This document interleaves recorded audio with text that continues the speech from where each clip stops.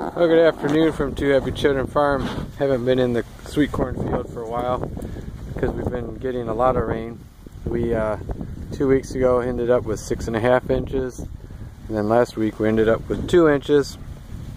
So this corn has been kind of struggling, and to boot, we had a lot of days where our highs were around 55.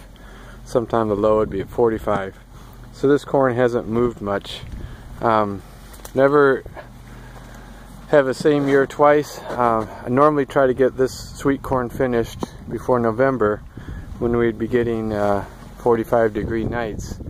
But this year it's been a surprise. The last 2 weeks of October have been our cold weeks, and today we're back at it. 86 degrees today, and hopefully this will move it along. Things that I've never experienced before was getting the corn to pollinate when it was cold.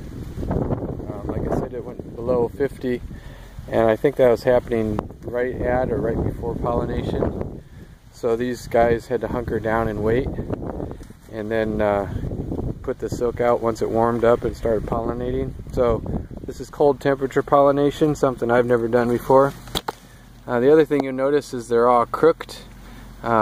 With one of those rains came a hard north wind, so everything was almost flat for a couple days, and now it's standing back up, so we lost a foot of height. But that was with the tassels out, so some of the pollination might be kind of weird. This is probably what 10% of the field looks like. It's this advanced already, so I think we've successfully pollinated this ear, and we've got plenty of moisture for sure. So this guy should finish. I'm sitting at about 1,400 heat units, and today we're going to pick up close to 25. But then it gets really dicey here at the end of the month, so I may be getting only between 10 and 15 a day. So that 200 heat units might come over a 2-week period, rather than the summer where we can get 200 heat units in about 6 to 7 days. Overall though, the stand is still excellent. You're not seeing any worms here, so the worms took a vacation while we were getting cold and wet as well. And I think I got a good program going on there. Weed control is really excellent. So this is going to be my model for conventional corn as well. The way sweet corn held, kept the weeds down. Obviously it's going to work in field corn with much less canopy than the sweet corn has. When I say canopy, you look at the ground, and wherever you see sunlight, that's where the canopy is broken, and that's where the weeds can start emerging. So we got a few grasses coming, but this is the cleanest sweet corn I've ever seen. So that's an update. That's where we are. Hopefully 10 days from now we'll have some to start pulling, but just all depends on how warm we get the rest of the way.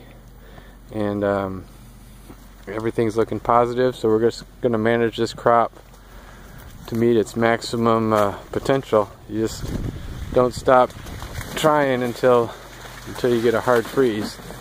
But I think this is going to finish, and should finish with a really excellent yields. And we'll be picking in cooler weather, so we don't have to get it all picked in one day like we normally would in the summer, where you can go in 3 days from just right to over starchy 3 days later.